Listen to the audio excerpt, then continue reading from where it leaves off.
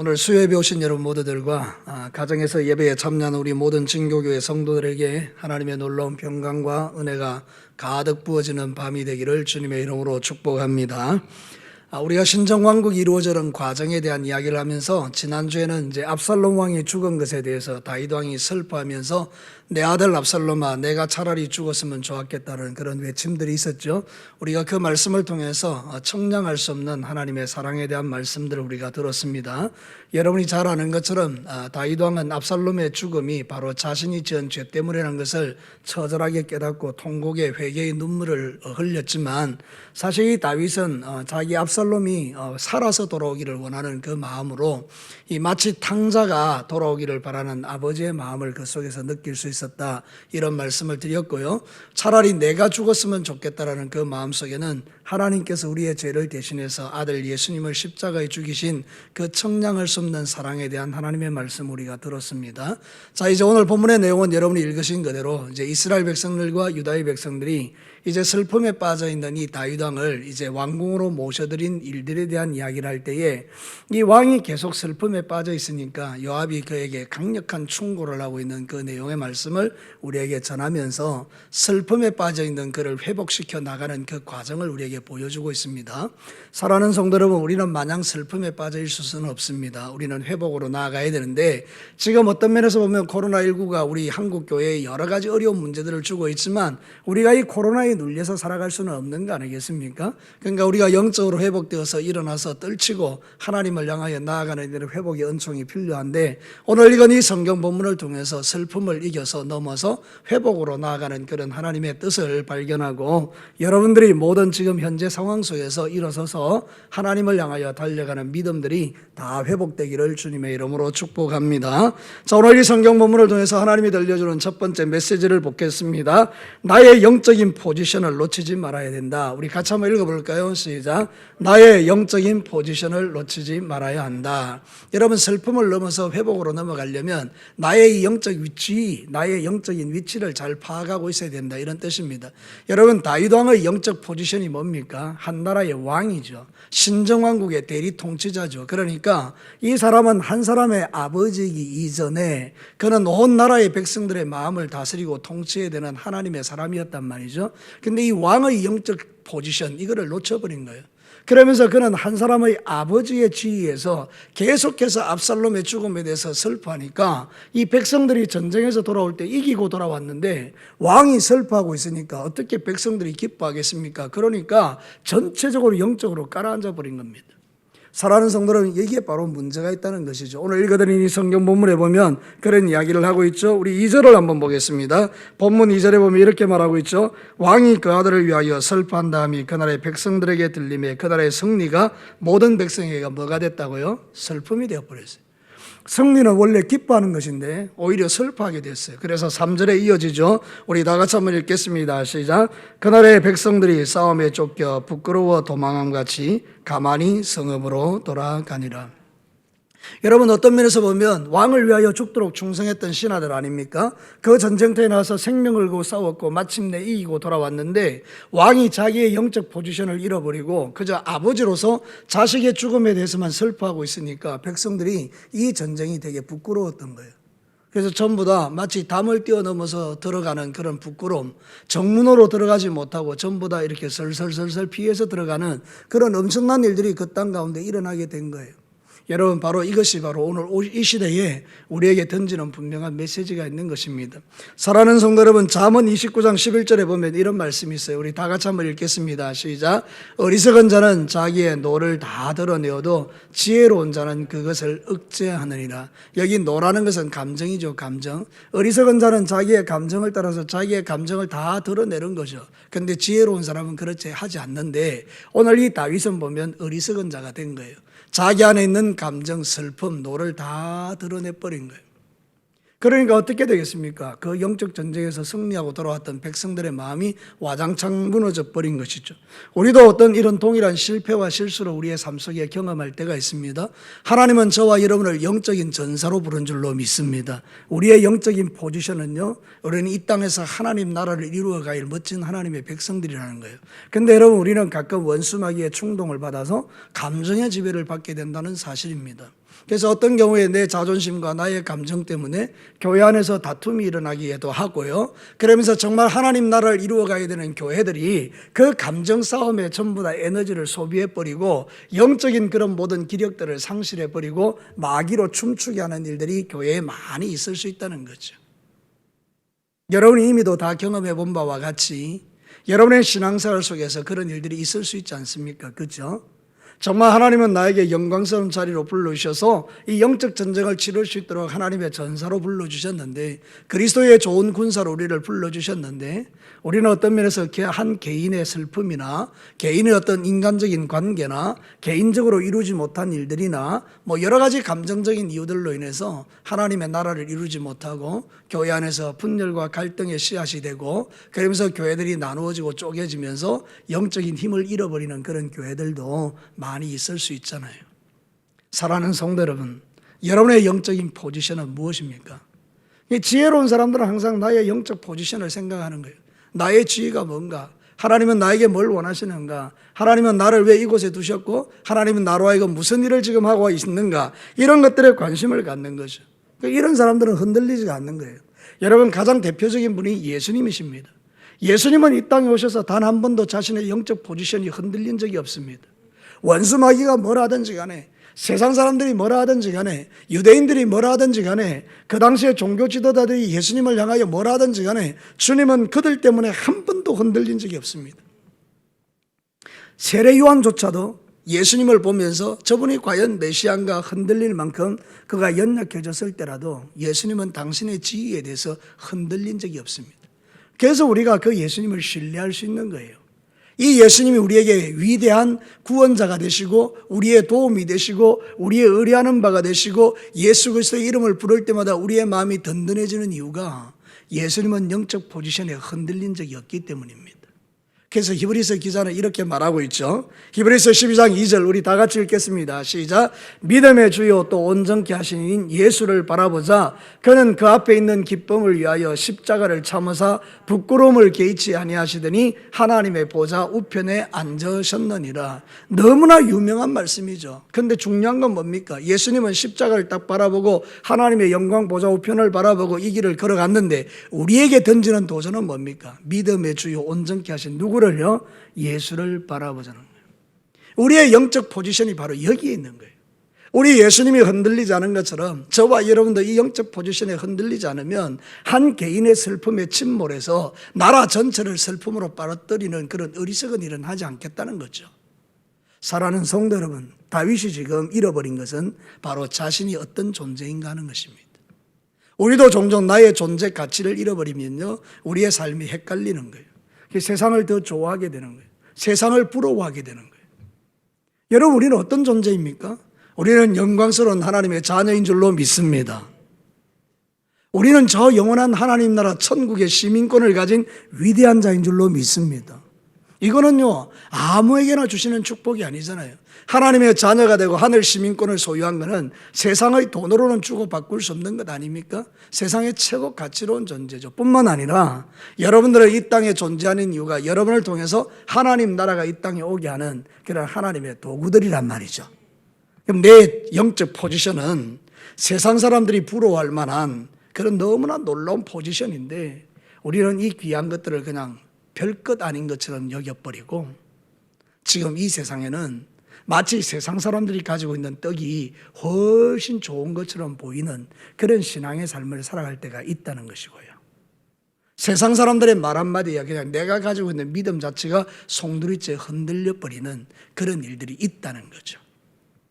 여러분, 저는 인터넷에 들어가서 이렇게 이제 뭐 기사 같은 걸 보다가 댓글 이렇게 보면 얼마나 그 댓글들이 악한지요, 독한지요. 거의 뭐 예수 믿는 사람 교회를 불태워서 다 죽여버려야 되는데 이런 식으로 극단적인 표현을 하는 사람이 지금 엄청나게 많습니다. 그럼 여러분 어떻습니까? 그런 글을 볼 때 너무 속상하죠. 근데 여러분의 믿음이 흔들리십니까? 아, 내가 지금 잘못 믿고 있는 건가? 거기까지는 가지 않죠. 오히려 이 땅을 향해서 우리가 하나님 앞에 기도하는 거죠. 어떤 목사님은 그런 글을 올렸더라고요. 기독교는 어차피 세상 가운데 우리가 아무리 착한 일을 해도 욕먹는데 왜 우리가 이렇게 세상 사람들의 눈치를 보며 살아야 하는가? 너무 속상하다. 이제 이런 표현들을 썼더라고요. 여러분 그렇죠? 우리의 영적인 포지션은 영적 전쟁을 위해서 존재하는 거예요. 이 세상 사람들은 어차피 원수 마귀가 배후에서 역사하고 그들의 말과 입술과 행동을 통해서 우리를 공격하는 것은 마땅합니다. 근데 우리는 어떻게 해야 되죠? 하나님 앞에 중심을 잃지 않는 거죠. 그래서 내가 가진 그 믿음의 존귀함과 내가 가지고 있는 그 아름다운 것들을 통해서 선한 영향력을 행사하는 거죠. 여러분 오늘도 이 말씀 속에서 분명히 우리에게 말하는 게 있어요. 다윗이 가져야 될 영적 포지션은 한 사람의 아비가 아니라 신정왕국의 대리 통치자로서의 왕적 권위였어요. 하나님께서 저와 여러분에게 주신 것은 왕권입니다. 왕권. 여러분 하나님의 자녀들입니다. 하나님 나라 궁정의 위대한 왕자들이라는 거예요. 여러분 하나님 나라의 궁정의 공주들이라는 거예요. 우리의 영적인 포지션은 대단한 거예요. 근데 그런 포지션을 놓쳐버리면 우리는 세상 사람들의 말 한마디에 그냥 우리의 믿음이 휘청휘청하고 내가 믿는 예수를 부끄러워하고 내가 다니는 교회를 부끄러워하고 숨기 바쁜 그런 인생이 되기가 쉬운 거예요. 여러분 시대가 이럴수록 우리는 더욱더 내가 정체성을 드러내셔야 돼요. 나는 하나님의 자녀입니다. 여러분이 아무리 그렇게 이야기해도 나는 하나님의 자녀입니다. 그래서 더 선한 능력을 가지고 세상을 다스리고 통치하는 거죠. 여러분 이 코로나19와 같이 어려운 환경 속에서 때로는 세상의 어떤 모든 미디어가 온 것을 다 동원해서 우리가 가지고 있는 믿음을 흔들 때라도 여러분 여기에서 영적 포지션이 흔들리지 말고 하나님의 자녀의 영적 자존감을 가지고 세상 속에서 능력 있게 살아내시기를 주님의 이름으로 축복합니다. 두 번째는요, 힘들고 어려워도 주어진 충고에 순종해야 한다는 거예요. 같이 한번 읽어볼까요? 시작. 힘들고 어려워도 주어진 충고에 순종해야 한다. 여러분 슬픔을 넘어서 회복으로 가기 위해서는 반드시 거치는 과정이 있는데요, 아무리 힘들고 어려워도 내 귀에 듣기 싫은 소리라도 들어야 된다는 거예요. 오늘 성경 본문에 보면 요압 장군이요, 어떤 면에서는 아주 냉정할 정도로 다윗에게 정확하게 팩트를 전달하고 있죠. 여러분 성경 한번 보시기를 바랍니다. 오늘 읽었던 성경 본문을 한번 보시면 알겠는데요, 5절, 6절, 7절이 바로 그걸 이야기해요. 그럼 여러분 우리가 6절을 한번 중심으로 한번 읽어보십시다. 6절 같이 읽겠습니다. 시작. 이는 왕께서 미워하시는 자는 사랑하시며 사랑하는 자는 미워하시고 오늘 지휘관들과 부하들을 멸시하심을 나타내심이라. 오늘 내가 깨달았나니 만일 압살롬이 살고 오늘 우리가 다 죽었다면 왕이 마땅히 여기실 뻔하였나이다. 이렇게 이야기하면서 왕이요, 당신 지금 정신이 있습니까? 당신의 영적 포지션이 뭔지 아십니까? 당신이 지금 이런 행동을 하기 때문에 지금 백성들의 마음은 다 무너졌습니다. 내가 분명히 예언하는데 오늘 당신이 이 백성들의 마음을 위로하지 않으면 이 백성들은 다 떠나가 버립니다. 그럼 당신은 젊은 날 때부터 받았던 화, 그보다 더 큰 화가 임하게 될 것이라고 정확하게 전곡을 찔러서 다윗이 알아듣도록 선명하게 충고합니다. 여러분 그때 이 다윗이 요압의 말을 듣습니다. 그리고 깨닫습니다. 아하, 내가 영적 포지션을 상실했구나. 그리고는 그가 일어섭니다. 그래서 오늘 성경 본문에 보면 이렇게 말하죠. 8절에 보면 우리 한 목소리로 한번 읽어보겠습니다. 시작. 왕이 일어나 성문에 앉음에 어떤 사람이 모든 백성에게 말하되 왕이 문에 앉아 계신다니 모든 백성이 왕 앞으로 나오니라. 회복이 일어나고 있죠. 근데 여기서 가장 중요한 건 뭔가 왕이 일어났다는 거예요. 그러니까 일어났다는 말이 쿰인데요. 이 쿰이라는 말은 여러분이 달리다곰이라는 걸 아시죠, 그죠? 죽음에서 일어났다 그런 뜻도 있는데 여기서 말하고 있는 건 뭔가 하면 그 당시의 시대적 상황 속에서는 어떤 업무를 보기 위해서 자리에 일어나는 상태를 말해요. 그러니까 왕이 축 처져 있다가 슬픔에 빠져서 내 아들 압살롬아, 내 아들 압살롬 정신없는 소리를 하고 있을 때 이 요압이 가서 정확하게 그 사람의 영적 문제를 지적해 줬더니 이제 왕이 자리를 털고 일어나서 자기의 지위를 회복했다는 그런 의미예요. 여러분 충고할 때 그 충고를 제대로 딱 들으니까 회복이 일어나죠. 여러분 그래서 잠언 17장 10절에 이렇게 말합니다. 우리 한번 읽어볼까요? 시작. 한마디 말로 총명한 자에게 충고하는 것이 매 백대로 미련한 자를 때리는 것보다 더욱 깊이 박히느니라. 딱 한마디 말로 총명한 자에게 충고를 했더니 내 백대로 때리는 것보다 훨씬 나은 역사가 지금 일어났던 거죠. 여러분 생각해 보십시다. 하나님은요 당신의 말씀을 통하여 당신의 백성들을 깨우십니다. 그래서 여러분 이 열왕기서라든지 이 유대의 역사, 성경의 구약의 역사를 보면요, 하나님께서 선지자들을 일으키셔서 그 시대마다 말씀해 주셨잖아요. 근데 여러분 두 가지 반응이 나타났어요. 하나는 뭔가 하면 그 선지자의 말을 듣기 싫어하고 선지자를 죽여버렸어요. 또 한쪽에서는 그 선지자의 말을 듣고 회개하는 운동이 일어났어요. 그 회개하는 운동이 일어난 쪽에서는 하나님의 부유함과 하나님의 평강과 하나님의 역사와 하나님의 기적들이 막 나타났어요. 근데 여러분 이 하나님의 말씀을 거절하고 선지자를 죽인 곳에는 하나님의 재앙과 심판이 선포되었어요. 그래서 그게 바로 남왕국 유다와 북왕국 이스라엘의 모습이었어요. 그래도 남왕국 유다의 백성들은요, 왕들은 하나님의 말씀을 선포하면 그것을 들을 수 있었어요. 근데 여러분 북왕국 이스라엘은 하나님의 말씀을 듣지를 않았어요. 자, 오늘 이 시대에 저와 여러분의 삶에 적용해 보면 동일한 현상이 일어납니다. 주의 종들이 하나님의 말씀을 선포할 때 어떤 사람은 정말 아파요, 힘들어요. 저에게도 그런 이야기를 하시는 분이 수태 많아요. 목사님의 말씀이 너무 마음이 아픕니다. 너무 찔립니다. 너무 힘듭니다. 너무 어렵습니다. 막 이런 이야기를 하시는 분들이 있어요. 어렵다는 게 말씀이 어렵다는 게 아니고 그 말씀이 나에게 주는 그 도전들이 너무 힘들고 어렵다는 이야기. 이해는 되죠. 근데 중요한 것은 그것입니다. 왜 하나님은 나를 이렇게 말씀을 통해서 어렵게 하실까요? 이유는 뭡니까? 한 가지밖에 없어요. 여러분을 통하여 하나님은 놀라운 일을 행하시기를 원하시는 거예요. 여러분을 회복시키셔서 하나님의 뜻대로 살기를 원하시는 거예요. 근데 여러분 어떤 사람이 그 말씀이 너무 힘들어서 주저앉아 버리면 더 이상 회복은 일어나지 않는 거죠. 만약에 이 다윗이요, 요압이 그렇게 정확하게 충고할 때요, 그냥 칼을 빼서 요압을 죽여버렸으면 그걸로 끝나버리는 거 아니겠습니까? 근데 이 다윗이 그 요압의 이야기를 듣는 거죠. 이 듣는 것이 정말 중요하다는 거예요. 여러분에게 들을 귀가 있게 되기를 축복합니다. 들을 때 역사가 일어나는 거예요.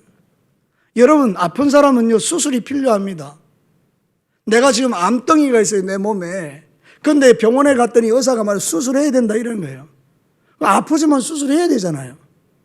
그래서 배를 갈라내고요, 이게 째내고 도려내고 이래서 봉합을 하고 그게 깨어나기까지 몸에 엄청난 고통과 괴로움이 주어지고 심지어는 그 고통이 너무 심해서 무통주사를 맞고 말이죠. 이렇게 해야 될 때 진통제를 맞아야 될 정도로 고통스럽지만 그 과정을 다 통과해야 회복이 일어나고 치유가 일어나고 건강을 일으키는 거 아니에요, 그죠? 여러분 성경은 우리에게 뭐라고 말합니까? 하나님의 말씀은요 칼과 같다고 했어요. 그래서 우리를 수술하는 거예요. 그래서 우리의 죄악을 발견하게 하는 거예요. 그래서 여러분 하나님의 말씀을 제대로만 들으면요 내 인생 가운데 수술이 일어납니다. 그래서 나를 치료하시는 거예요, 하나님께서. 그래서 나를 새롭게 하시는 거예요. 예수 그리스도를 통해서 우리에게 놀라운 회복의 역사를 일으켜 주시는 거죠. 그분의 보혈을 붙들게 하고 은혜 아니면 살아갈 수 없는 자임을 고백하게 하고 그러면서 그 말씀 앞에서 겸손해지고 그게 바뀌어가는 거예요. 여러분 정말 여러분이 듣고 싶은 이야기가 무엇입니까? 여러분의 평생의 삶을 살아가면서 여러분이 범죄하고 죄를 짓고 마음대로 사는데도 잘한다 이러는 걸 듣고 싶으십니까? 그래서 망하는 길로 가는 겁니다. 근데 여러분들을 향해서 여러분의 죄를 지적해 주는 말을 들으면 우리는 하나님께 감사해야 되는 거예요. 아하, 그렇군요, 하나님. 나 진짜 죄인이군요. 하나님 용서해 주십시오. 날 위하여 십자가에 피 흘려 죽으신 주님 너무나 감사합니다. 힘들고 어렵지만 지켜내야 되는 게 말씀이고 그 말씀을 통해서 내 인생이 새롭게 되는 거예요. 사랑하는 성도 여러분, 오늘 이 요압이 다윗에게 하는 말은 요압의 편에서는 당연한 이야기지만 다윗에게는 엄청난 고통스러운 말입니다. 지금 나는 내 아들을 잃어버리고 슬퍼 죽겠는데 거기에 대놓고 당신이 지금 정신이 있냐 없냐 이렇게 이야기하면 여러분이 다윗 왕의 입장에서는 견딜 수 없는 고통이잖아요. 그런데 여러분 그 말을 들어야 사는 거예요. 말씀대로 사는 거 쉽지 않습니다. 그런데 그 삶에는 축복이 따릅니다. 여러분 성경이 이렇게 말합니다. 예레미야 35장 18절과 19절 우리 한번 다 같이 읽어보겠습니다. 시작. 예레미야가 레갑 사람의 가문에게 이르되 만군의 여호와 이스라엘의 하나님께서 이와 같이 말씀하시기를 너희가 너희 선조 요나답의 명령을 순종하여 그의 모든 규례를 지키며 그가 너희에게 명령한 것을 행하였도다. 그러므로 만군의 여호와 이스라엘 하나님께서 이와 같이 말씀하시느니라 레갑의 아들 요나답에게 내 앞에서 설 사람이 영원히 끊어지지 아니하리라 하시니라. 여러분이 잘 아는 것처럼 레갑 족속은 모세의 장인 이드로의 후손이잖아요. 그래서 여호수아가 정복할 때 섞여 들어와서 이제 거기에 같이 이렇게 지나가게 되는데, 이 레갑 자손의 요나답이라는 사람이 열정이 있어서 하나님 앞에 결정한 게 있습니다. 우리는 포도주를 마시지 않을 것이다. 그러면서 후손들에게 포도주 마시지 마라, 이 명령을 한 거예요. 여러분, 그랬더니요, 이 레갑의 후손들이 그 포도주를 안 마시는 거예요. 자기 선조 요나답으로부터 이어져 내려오는 이 전통을 고수하는 거예요. 아무리 유혹해도요, 안 넘어가는 거예요. 그래서 이 예레미야를 통해서 하나님께서 말씀하는 게 뭔가 하면, 예레미야가 살던 시대 때는 그 남왕국 유다의 백성들이 영적으로 타락해서 하나님의 말씀대로 순종하지 않는 거죠. 그래서 시청각 교육으로 이 요나답의 가문을 보여준 거예요. 가서 포도주 먹으라고 해봐라. 그래서 가서 포도주를 먹으라고 권하니까 그들이 먹나요? 우리는 조상 때로부터 지켜왔던 이것을 어길 수 없습니다 하고 그것을 지켜내는 거예요. 그러니까 하나님께서 그 후손들에게 너희들은 영원히 내 집에서 일하는 자가 될 것이라고 축복해 주고 있는 내용이죠. 한번 생각해 보십시다.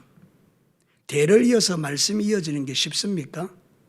여러분, 우리의 3대 위의 할아버지들이 믿었던 믿음과 지금 내가 믿는 믿음이 차이가 있을까요, 없을까요? 엄청난 차이가 있습니다. 한 30년 전만 해도, 아니면 40년 전만 해도 우리의 신앙이요, 이렇게까지 무너지지는 않았어요. 우리의 다음 세대는요, 주일 한번 지키기도 어렵습니다. 앞으로 이 대면 예배 아닌 이 지금 온라인 예배에 길들여지면요, 통계에 의하면 앞으로 대면 예배를 드려도 나는 교회 안 나갈 것이라는 젊은이들이 의외로 많대요. 이미 온라인 예배가 주는 그 맛에 취해버린 거예요. 아니 뭐 교회에 힘들게 머리 감고 와가지고 앉아가지고 그렇게 듣는 거 이제 싫은 거예요. 그냥 편안하게 누워가지고 집에서 온라인으로 예배 드려도 예배 드렸다 이렇게 생각하는 거예요. 이게 이어져 내려가는 게 3대를 이어가기가 어렵다니까요. 근데 여러분, 이 레갑 자손은요, 엄청난 세월 속에도 그거를 지켜내는 그런 은혜가 있었다는 거예요. 오늘도 저와 여러분이 정말 이 시대의 중심을 잡아야 될 게 뭔가 하면 이런 거예요. 힘들고 어려워도 지킬 것은 지켜야 된다는 거예요. 여러분, 저를 따라서 한번 합시다. 힘들고 어려워도 들려진 말씀에 지킬 것은 지켜야 된다. 여러분, 믿으시면 아멘입니다. 하나님의 말씀이 언제나 좋은 게 있나요? 맨날 여러분들에게 잘한다고 할 수 있나요? 맨날 여러분들이 죄 짓는데도 아이고 괜찮아요 이렇게 할 수 있나요? 아니에요. 때로는 여러분이 말씀의 칼에 수술을 받고 아프고 힘들지만 그 말씀 앞에서 내 죄를 회개하고 다시 은혜의 보좌 앞에 나아가서 회복되는 이 은혜를 누려야 되는 거죠. 그래서 하나님의 보좌는 은혜의 보좌라고 하잖아요. 누구든지 자신의 죄를 깨닫고 하나님께 오기만 하면 하나님이 그 많으신 사랑으로 덮어 새롭게 하시는데, 여러분들 가장 문제가 많은 것은 자신의 죄를 깨닫지 않는 거예요. 나는 지금 잘하고 있다라고 착각하는 거예요. 나는 저들과 다르다라고 교만한 생각을 품는 거예요. 결코 그렇지 않습니다. 하나님의 그 조명 아래 내 자신을 갖다 놓으면 세상의 그 누구보다도 추악한 나의 본질이 드러나는 것을 누구나 다 알 수 있어요. 그러니까 여러분, 이 마지막 시대에는 저와 여러분들이 여러분의 그 심령을 하나님 앞에 가져다 두고 날마다 은혜의 보좌 앞에서 나를 비추어 보면서 정결함을 유지하고 하나님이 공급하시는 힘으로 회복되는 이 은혜를 누리시게 되기를 주의 이름으로 축복합니다. 마지막 세 번째입니다. 하나님과의 영적 교제가 없는 결정은 문제를 만든다. 한번 크게 따라하겠습니다. 시작. 하나님과의 영적인 교제가 없는 결정은 문제를 만든다. 여러분, 하나님과 회복, 이렇게 슬픔을 넘어서 회복으로 가려면 반드시 전제되어야 되는 게 있는데 하나님과 깊은 영적 교제가 필요합니다. 근데 오늘 성경 본문에 보면요, 다윗이 두 가지 큰 실수를 합니다. 뭔가 하면 결정을 두 가지를 내렸는데 이 두 가지 결정이요, 엄청나게 잘못된 결정이에요. 첫 번째 결정은 뭔가 하면, 여러분, 이스라엘 지파의 사람들이 모여서 다윗 왕을 다시 왕궁으로 모시자는 의논을 합니다. 이스라엘 지파들이. 왕이 이 소식을 들었습니다. 그런데 이 사람이 전령을 보내가지고 유다 지파에게 말합니다. 지금 이스라엘 지파들이 나를 모셔가려고 하는데 너희들은 내 권력인데 너희들은 뭐하고 있냐? 유다 지파가 왕가의 지파인데 너희들이 나를 먼저 데려가야 되지 않느냐, 이렇게 이야기합니다. 이건 뭔 이야기죠? 이 지파 간의 분열이 일어날 단초를 제공한 거예요. 그래서 나중에 실제로 그 베냐민 지파의 세바라는 사람이 반란을 일으킵니다. 아니, 왕이 이렇게 둘로 나누는데, 나라를 쪼가리 내는데 우리가 왕에게 충성할 이유가 있냐? 그리고는 반란을 일으켜요. 그 반란의 단초가 제공되죠. 여러분, 요압이라는 사람이 자기의 마음을 아프게 했잖아요. 그러니까 이번에는 이 다윗이 왕의 어떤 그런 군사 대장 지휘관을 아마사로 바꿔버립니다. 요압이 지금 전쟁터에 나가서 공을 세우고 돌아왔는데, 이 요압을 높이는 게 아니고 아마사는 압살롬의 군대의 대장이었습니다. 반란군의 수계의 대장이었다는 거예요. 압살롬 편에 서서 왕을 죽이려 했던 자예요. 근데 그 아마사를 지휘관으로 삼아요. 오늘 성경 본문에 보면 그 이야기를 하죠. 13절에 보면 너희는 또 아마사에게 이르기를 너는 내 권력이 아니냐, 내가 요압을 이어서 항상 내 앞에서 지휘관이 되지 아니하면 하나님이 나에게 벌을 내릴 거다, 이렇게 말합니다. 그랬더니 요압이요, 아마사를 죽여버립니다. 그러니까 여러분, 하나도 다윗의 뜻대로 된 게 없어요. 이 왜 그런가 하면 인간적이고 정치적인 결정을 내렸기 때문이에요. 하나님 앞에 이 문제를 가지고 나갔으면 하나님은 그런 결정을 아마 하지 않으실 거예요. 예컨대 다윗이 가서 하나님께 기도합니다. 하나님, 지금 내가 이제 왕궁으로 들어가야 되는데 어떻게 하면 좋겠습니까? 그러면 하나님이 말씀합니다. 이스라엘 지파를 제외하고 유다 지파를 데리고 들어가게 해라. 우리 하나님 그렇게 말씀하실 것 같습니까? 결코 그렇지 않을 겁니다. 하나님 지휘관을 바꿔야 되는데 어떻게 하겠습니까? 요압은 나를 불편하게 하는데 아마사는 그래도 뭐 괜찮아요. 하나님께서 말씀하십니다. 아마사를 지휘관으로 세워라. 이럴 것 같습니까? 아무리 생각해봐도 하나님은 그렇게 역사하실 분이 아닙니다. 하나님은 아마도 다윗에게 이스라엘 지파와 유다 지파를 연합해서 너를 모셔가게 하라. 요압이 공이 크지 않냐? 요압을 통해서 역시 하나님 나라를 이루어 가자. 이렇게 주님께서 정리를 해주시면 여러분, 나중에 어떤 일이 일어나겠습니까? 이스라엘과 유다 사이에 화해가 일어나고 화평이 일어나면서 나라가 안정되어져 가지 않겠어요? 이 요압이 살인하는 이런 일들은 없지 않겠어요? 근데 여러분 어떻습니까? 하나님과의 교제가 무너진 거죠.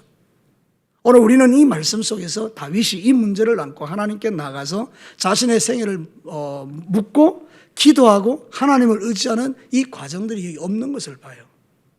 사랑하는 성도 여러분, 다윗이 가장 탁월했던 순간이 언제입니까? 하나님과 영적 교제의 끈을 붙들 때였어요. 다윗이 가장 위대하게 쓰임받은 때가 언젠가 하면 하나님을 놓치지 않았을 때예요.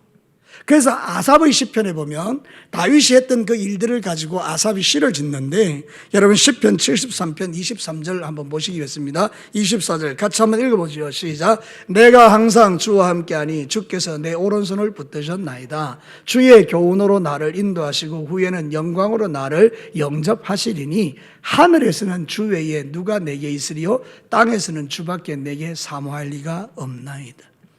이게 다윗이 살아가는 삶의 방식이었어요. 하나님, 당신 외에는 나를 도와줄 자가 없습니다. 하늘 위에도 하늘 밖에도 땅에도 하나님 외에는 주밖에는 나의 소원이었소, 소망이 없습니다. 이게 이 다윗의 그 하나님과 영적 교제 속에서 있었던 풍성함이거든요.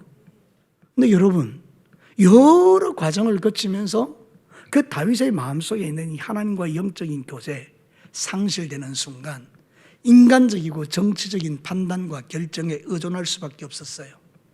인간의 지혜와 생각으로 뭔가 탁월한 게 나오겠습니까? 내가 아무리 탁월하다고 말해도요, 하나님의 방법이 아니면 안 되는 거고요. 내가 생각해 볼 때 가장 어리석은 방법이라도 하나님의 도와주시면 되는 거예요. 그러니까 우리의 인생에 있어서 가장 중요한 게 뭐죠? 하나님과의 영적 교제입니다. 자, 지금 아무리 강조해도 지나치지 않는 게 뭐죠? 지금 이 한국적 상황 속에서, 예배가 무너지는 이 상황 속에서, 우리가 예배를 드리고 싶어도 드릴 수 없는 이 상황 속에서 우리의 인생의 가장 중요한 가치는 무엇입니까? 여러분의 삶의 자리에서 주일날 온라인으로 드리는 그 예배 한 번에 내 신앙을 지킬 수 있다고 단정할 수 있습니까? 그거는 아닙니다, 여러분. 온라인 예배, 대면 예배가 중요한 게 아닙니다. 여러분 일주일 동안 살아가는 삶의 현장 속에서 그 순간순간 하나님과의 영적 교제가 상실되면 우리는 누구라도 인간적인 판단과 결정과 정치적인 결정을 할 수밖에 없는 사람이 저와 여러분이라니까요. 그러니까 여러분 지금은 뭔가 하면 하나님의 은혜의 보좌 앞에 나가서 주님과 풍성한 영적 교제를 누리는 것, 그래서 내가 하나님의 은혜가 아니면 살 수 없는 존재라는 것을 고백하는 것, 거기에 우리의 소망이 있는 줄로 믿습니다. 이 다윗이 지금 그렇게 결정하지 않아서 엄청난 위험에 빠진 거잖아요. 우리도 동일합니다. 시대는 바뀌었지만 하나님과 영적 교제를 놓쳐버리면 우리는 인간적인 판단과 결정을 할 수밖에 없습니다. 그는 저도 여러분도 마찬가지입니다. 사도 바울은 그래서요 하나님의 은혜를 붙들고 산 인생입니다. 여러분이 잘 아는 말씀 한번 읽어보겠습니다. 고린도전서 15장 10절 크게 한번 읽겠습니다. 시작. 그러나 내가 나 된 것은 하나님의 은혜로 된 것이니 내게 주신 그의 은혜가 헛되지 아니하며 내가 모든 사도보다 더 많이 수고하였으나 내가 하는 것이 아니요 오직 나와 함께 하신 하나님의 은혜로다. 저는 입장 바꿔놓고 내가 내가 바울이라면 나는 엄청나게 교만한 자가 됐을 겁니다. 내가 얼마나 놀라운 일을 했는데요. 신약 성경 27권 가운데요 13권을 내가 지었습니다. 제가 교회를 개척한 것이요 소아시아, 마게도니아 엄청나게 많은 교회를 개척했습니다. 내가 제자로 삼은 사람들매도 수천입니다. 나 때문에 예수 믿은 사람이 수만입니다. 여러분 내가 얼마나 교만하겠습니까? 여러분 바울을 우리가 나하고 다른 존재라고 생각하는데 바울은 나와 똑같은 성정을 가진 사람입니다. 그런데 그가 나처럼 교만해지지 않을 수 있는 이유는 그는 하나님의 은혜를 붙들고 산 사람이니까요. 나의 나 된 것은 하나님의 은혜로 된 것입니다. 이 고백을 평생 붙들고 하나님과 교제했기 때문입니다. 우리는 어리석어서 조금만 우리가 남들보다 나은 것 있으면 그걸로 교만하고 다른 사람을 판단하고 정죄하면서 우리가 영적으로 멀어질 때가 많잖아요. 그러니까 오늘 이 시간에 여러분 자신을 다시 한번 돌아보고 하나님과 영적 교제가 지금 어떤 상태에 있는지를 한번 보십시오. 지금 예배드리기 가장 힘든 이 순간에 내 영성이 어디에 위치하고 있는가 점검하는 것은 지혜로운 일입니다. 여러분 하나님과 너무 멀어져 있습니까? 이제 오셔야 됩니다. 기도하는 일이 너무 싫어졌습니까?